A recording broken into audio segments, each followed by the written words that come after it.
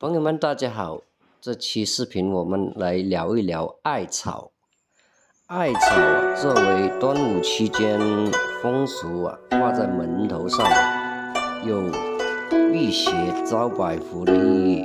那么它是怎么辟邪的呢？我在这里再给大家科普一下。艾草又叫鸠草、艾蒿、香艾、奇艾、艾蒿叶、二草、冰苔、衣草、黄草、叶莲头等。艾草是菊科蒿属多年生草本或半灌木状。艾草常生于荒地或人园，全国都有栽培，以湖北蕲州产的奇艾为佳。像蒙古、朝鲜、俄罗斯的远东地区都有分布，日本也有栽培。它的茎上部分分支被白色的短毛，单叶互生，具有明显的棱条。茎中部叶卵状三角形或椭圆形，中间常有深裂，裂片边缘有锯齿。茎顶叶全圆或三裂，头状花序排成总复状，小花带筒状，有黄色。它的花外层为雄性花，内层为雌雄两性花，瘦果长圆形，花果期7到10月份。艾草可以用来做杀虫的农药，或者熏烟做房间消毒。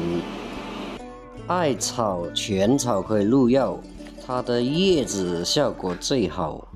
李时珍的《本草纲目》中记载，艾叶有温经止血、散寒止痛、调经安胎、祛湿止痒等功效，主治吐血、衄血、月经过多、宫漏、脘腹冷痛、宫冷不孕、妊娠下血、带下清晰，外用可治湿疹、瘙痒等。用3到15克煎服，外用适量，可煎水清洗，捣敷。捣溶可做艾条、艾柱、熏灸。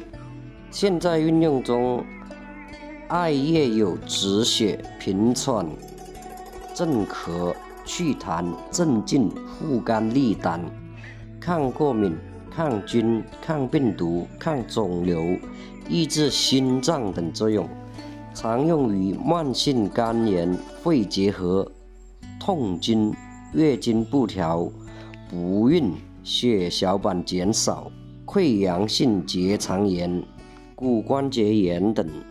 另外，艾草可以杀虫、杀蚊之类的。艾草是可用来防温病，做艾灸，泡脚可促进血液循环、止痒、散寒、关节炎痛等。还可以用艾草放在枕头里面，它特有的馨香会让你安睡助眠。